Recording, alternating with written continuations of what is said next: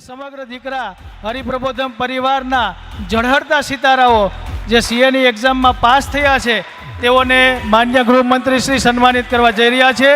કુંજભાઈ મકલાસિયા, જતીનભાઈ પ્રજાપતિ, ચિંતનભાઈ, હર્ષભાઈ, વિક્રાંતભાઈ, ચિરાગભાઈ, પ્રતિકભાઈ, રાજભાઈ કોલડિયા અને અભિભાઈ ધોળકિયા, આપણે સૌ તાળીઓના ગડગડાટથી આ ક્ષણને વધાવી લઈએ।